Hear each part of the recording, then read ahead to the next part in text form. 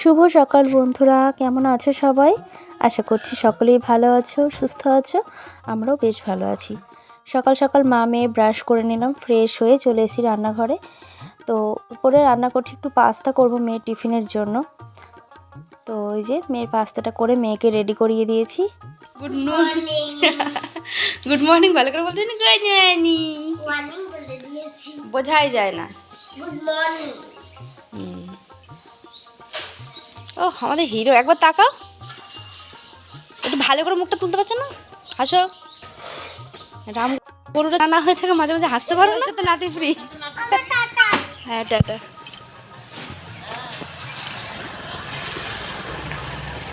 এই বসেনি মেয়ে।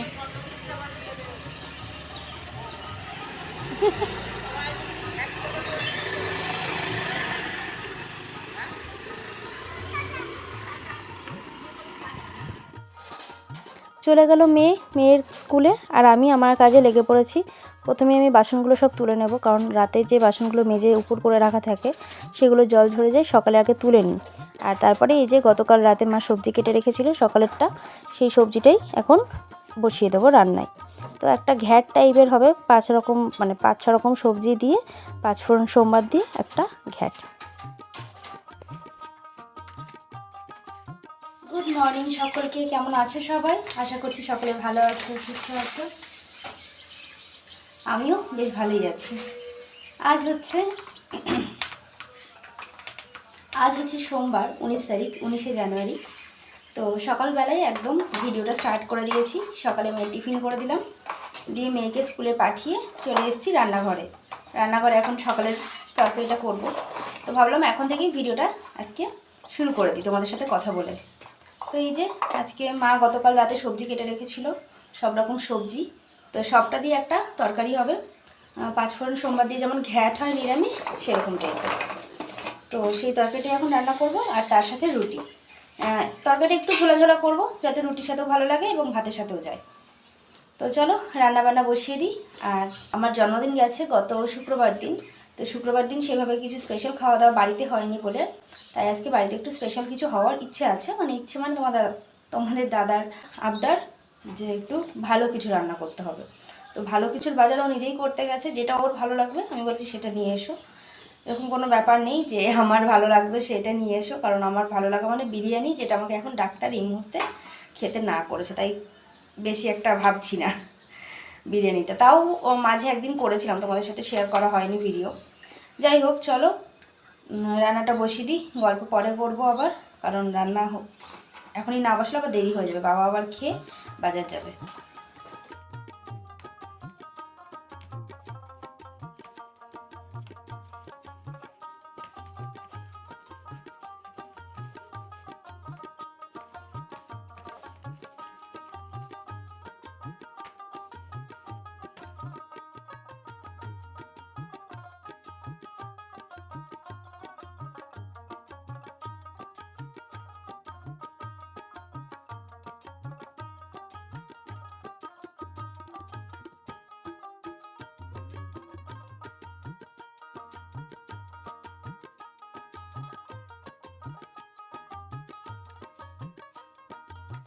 রুটি তরকারি করে চলে এসেছি মাদের ঘরে। বিছানার চাদরটা মা সকালেই তুলে দিয়েছে, আর মা পুজো দিচ্ছিল বলে আমি আজকে বিছানাটা তুলে দিলাম। বেশিরভাগ দিন মাই তোলে, আজ বাবা একটু দেরি করে ঘুম থেকে উঠেছে, মা পুজো দিতে নিয়েছে, তাই ভাবলাম আমি তুলে দিই।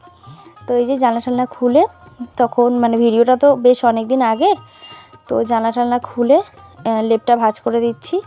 আর বেশ ঠান্ডাও ছিল সেদিনকে, তো লেপ লেগেছিলো বের করতে রাত্রিবেলা। তারপরে এই যে ঘর বারান্দা একটু ঝাড় দিয়ে মুছে নেব। মা সকালে ঘর মোছে, তা আমি আবার পরে যখন আমার ঘরটা মুছি তখন আবার পুরোটাই একবার একটু টেনে নিই, এতে কি ঘরটা একটু পরিষ্কারও থাকে। এই চা নিয়ে বসে গেছি। আমার ফোনের স্ট্যান্ড সমস্ত কিছু ভেঙে যাওয়াতে আমার এবার হাতে ধরে ধরে শুধু ভিডিও করতে হয়, মাথাটাতে আছড়ে নি।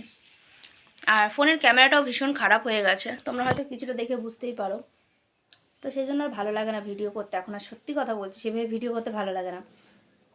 কিছু একটা ভালো তো থাকতে হয়, অ্যাটলিস্ট ক্যামেরাটাও যদি ভালো থাকে তাও হয়। ক্যামেরাটা এখন যত দিন যাচ্ছে কেমন যেন হয়ে যাচ্ছে। একটা নতুন ফোন কিনতে হবে, কিন্তু মধ্যবিত্তদের যা সমস্যা, একটা ফোন কিনতে গেলে পর একটা ভালো ফোন কিনতে গেলে 15 নিচে তো হয় না, 15,000-ও এখন ভালো ক্যামেরা ফোন সেভাবে আসে না ব্লগিং করার মতন। তবু কিনতে হবে, কবে কিনবো জানি না। যাই হোক, চা বিস্কুট নিয়ে বসেছি আর তোমাদের দাদাকে ফোন করলাম, এখনও এসে পৌঁছায়নি। শুধু আমাকে ফোনে খবর দিল মাংস নিয়েছি, দিয়ে বোধহয় ভাতই খাবে সকালে, কারণ ও একটু মাংস বেশি রয়েছে তো হয়তো বলবে কষা মাংস দিয়ে একটু ভাত খাবো। তো দেখি আসুক কী করে, ততক্ষণ আমি চাটা খেয়ে নিই। আর রুটি তো আমি করে ফেলেছিলাম, দেখি কি বলে। চলো আমি চাটা খেয়ে নিই, পরে তোমাদের সাথে পরে ক্যামেরাটা অন করছি, ফোনে চার্জ নেই, চার্জিংয়ে দিয়ে নিই একটু। সকালের তরকারি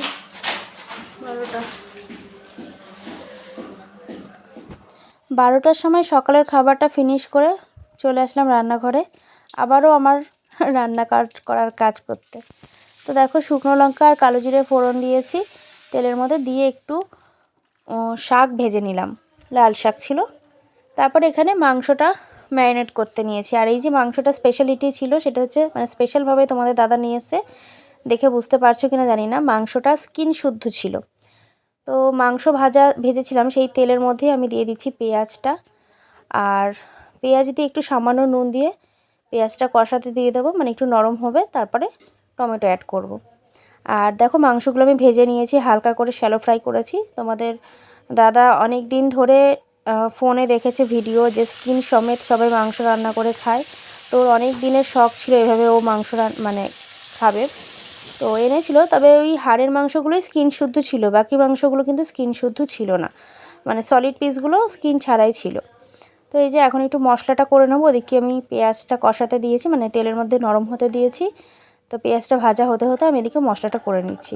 আর দেখেছো আমার শিলনোড়ায় কত পিঁপড়ে, মানে পিঁপড়েটা যে কোথা থেকে আসলো ভগবান জানে। যাই হোক, এই যে পেঁয়াজটা দেখো ভালোই নরম হয়ে গেছে, এখন আমি টমেটো অ্যাড করে দিলাম, আর টমেটোর সাথে একটু নুন দিয়ে দিচ্ছি যাতে টমেটোটাও ভালো নরম হয়ে যায়। আর এই রান্নার রেসিপিতে তোমাদের আমি আগে যারা আমার ভিডিও দেখো প্রথম থেকে তারা সবাই জানো, এই রেসিপি কিন্তু আমার মায়ের রেসিপি। আমার মায়ে একমাত্র এরকম করে মাংসটাকে হালকা করে শ্যালো ফ্রাই করে রান্না করে, আর সত্যি অপূর্ব খেতে হয়। তারপরে এই যে মশলাটা রেডি করেছিলাম সেই মশলাটা দিয়ে দিলাম পেঁয়াজ আর টমেটোটা কষিয়ে নেওয়ার পরে, আর তার সাথে দিয়ে দিলাম হলুদ আর লঙ্কার গুঁড়ো সামান্য কালারের জন্য। তো আমি বেসিক্যালি কাঁচা লঙ্কা দিয়ে রান্নাটা করছি, শুধু কালারের জন্য একটু লঙ্কার গুঁড়ো দিয়েছিলাম। আর একটু চিনি না, আমি ওই লঙ্কার গুঁড়ো আর হলুদের মধ্যে সামান্য একটু চিনি মিশিয়ে রেখেছিলাম, তাই আর আলাদা করে তোমাদের বললাম না। তোমরা যদি করো তো একটু চিনি দিয়ে দেবা। ওদিকে দেখো মশলাটা কষতে কষতে আমি এদিকে একটুখানি গোটা গরম মশলা বেটে নিচ্ছি। গোটা গরম মশলা রেডিমেড কেনার থেকে এভাবে যদি বেটে রান্না ইউজ করা যায়, স্বাদ আর গন্ধ দুটোই অপূর্ব আসে।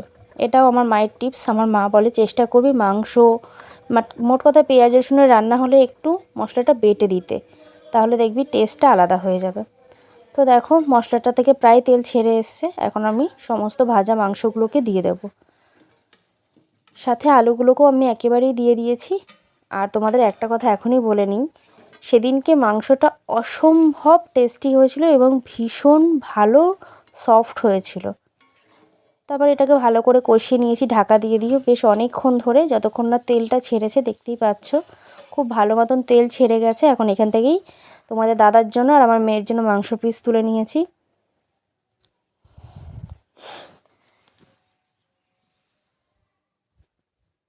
তারপরে এই যে এখন দিয়ে দেবো জলটা, আমি এখানে একটু গরম জল ইউজ করেছি, দেখো কিভাবে তেল ছেড়েছে। তো এই যে জল দিয়ে দিয়েছি, দিয়ে এখন যাবো আমি স্নানে। চলো স্নান সেরে কথা হচ্ছে। মাংসের ঝোলটা বসিয়ে স্নানে গেছিলাম, স্নান আমার হয়ে গেছে, এখন মাংসটা নামাবো। আর রান্না শেষ করতে করতে আজকে প্রায় 2:10-15 হয়ে গেল। দেখি মাংসটা বসি। ওয়াও, কালারটা জাস্ট দারুণ এসেছে, পুরো একদম চিকেনের লাল লাল ঝোল। তবে এত ঝোল আমি রাখবো না, আর একটু টানিয়ে নেব, একদম পারফেক্ট। এবার আমি গরম মশলাটা দিয়ে দিচ্ছি, বেটে রাখা গরম মশলাটাকে আমি একটু ঢেকে রেখেছিলাম যাতে গন্ধটা ফ্লেভারটা কোনোটাই সরে না যায়, মানে নষ্ট না হয়ে যায়। তো আমি ওই বাটিটাই আবার ঝোলের মধ্যে চুবিয়ে একটু ধুয়ে নিয়ে দিয়ে দিলাম, দিয়ে এবার একটু এটাকে ঢেকে রাখবো 10-15 মিনিট। এটাও আমার মায়ের টিপস, গরম মশলা দেওয়ার পরে বেশ কিছুক্ষণ ঢেকে রাখতে বলে। তারপরে এই যে মেয়ের আজকে বায়না ছিল ভাতের থালা ওকে সাজিয়ে দিতে হবে, মানে যা যা রান্না করেছি। তো দেখতেই পাচ্ছ ভাত একদম গরম গরম ধোয়া ওঠা ভাত, তার সাথে একটু সকালে সবজি দিয়ে দিলাম, যেহেতু মেয়ের খাবে তাই পরিমাণে সবটাই অল্প অল্প দিয়েছি। তো তারপরে এই যে একটু লাল শাক দিলাম। আর এখানে চিকেন যেটা বাড়ছি সেটা শুধুমাত্র ভিডিও পারপাসে আমি একটু বেশি পরিমাণে দিয়েছি, বাট মেয়ে অতগুলো পিস চিকেন ওকে দিইনি আমি, মানে খাওয়াইনি আর কি। হয়তো অনেকেই এখানে বলবে এটা আবার আলাদা করে বলে দেওয়ার কি আছে, বলে দিলাম তার কারণ হয়তো অনেকেই ভাবতে পারে যে বাচ্চা মানুষ এতগুলো চিকেন দিয়েছে, চিকেন খাওয়া তো এত ভালো না।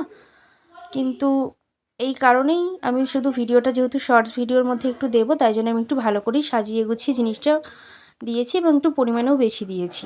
বাট অ্যাকচুয়ালি ওকে আমি এতগুলো পিস মাংস দিইনি, ওখান থেকে কমিয়ে দিয়েছিলাম। তারপর একটু শশা কেটে নিয়েছিলাম, সেটাও দিয়ে দিয়েছি তার সাথে।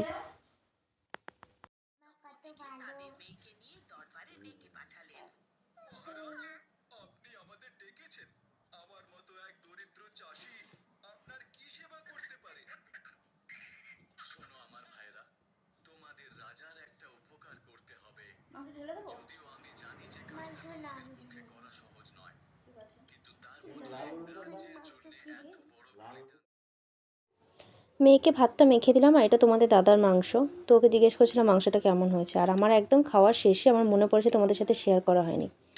তো মাংসটা তোমরা জাস্ট দেখে বুঝতেই পারছো কী পরিমাণ সফট হয়েছে। দুপুরে জমিয়ে খাওয়া দাওয়া করে অনেকটা টাইম পরে আবার ক্যামেরার সামনে আসলাম। সন্ধ্যাবেলা করে দিয়েছিলাম তোমাদের দাদার আর আমার মেয়ের পেডিকিওর, তো তারই রিভিউ এখন তোমাদের দাদা দেবে, শোনো ভালো করে। সারাদিন তো এই একটা গেঞ্জি পরেই কাটিয়ে দিলে গো আজকে। সকালের ভিডিও তো এই গেঞ্জিটাই, আবার এখন এই গেঞ্জিটাই। গরিব মানুষ নাকি? আচ্ছা তুমি বললে না কিন্তু, আমি যে তোমার পেডিকিওর করে দিলাম। দারুণ হয়েছে, সফট হয়েছে। সফট হয়েছে ফার্স্ট কাস্টমার হিসেবে ভালো নাকি? কিন্তু তুমি আমাকে ধারে রেখেছো, কিন্তু পয়সা করে দাওনি কিছু। চাটা কেমন হয়েছে? ভালো হয়েছে। কাপটা সুন্দর হয়েছে, এই কাপটা ভালো হয়েছে। কাপটা সুন্দর হয়েছে। তো দেখো তোমাদের দাদার সাথে এরকম খুনসুটি আমার প্রায় চলতেই থাকে। ওই কাপটাও নিজেই পছন্দ করে কিনেছিল, 4 পিসের কাপ কিনেছিল। তো ওই জন্য ওকেই জিজ্ঞেস করছিলাম কাপটা কেমন হয়েছে। তারপরে দেখো কানাডাতে এসছে একটা পার্সেল, তোমাদের সাথে সেটাই শেয়ার করছি। মেয়ে দেখো পাশে খাচ্ছে, বুঝতেই পারছো তার মানে বেশ অনেকটা রাতেই এসছে। আর পার্সেলে কী আছে চলো আনবক্সিং করে তোমাদের সাথেও শেয়ার করি, আর আমি নিজেও দেখি। তো তোমাদের দাদার অনলাইনে একটা চেন পছন্দ হয়েছিল, তো ওই চেনটাই অর্ডার দিয়েছি, আমাকে বললো। তো চেনটাই তোমাদের সাথে চলো শেয়ার করে নিই কেমন চেন। ভালো, বেশ খারাপ না, তবে একটু বেশি মোটা, মানে আমার খুব একটা পছন্দ হয়নি। তোমাদের দাদা লাস্টে এসে বলছে ওরও পছন্দ হয়নি, তো আমাকে বলছে ফেরত দিয়ে দেবো বলে এখনও ফেরত দেয়নি। আর ওটাকে কখনো বলছে ইউজও করবে না। তো এই হচ্ছে সেই চেনটা, চলো তোমাদের সাথে ভালো করে ক্লোজ আপে দেখাই। আর চলো এই ভিডিওটা আজকে এখানেই শেষ করছি, আবার নতুন একটা ব্লগে তোমাদের সাথে দেখা হবে খুব শিগগিরই। সকলে খুব ভালো থেকো, সুস্থ থেকো, টাটা।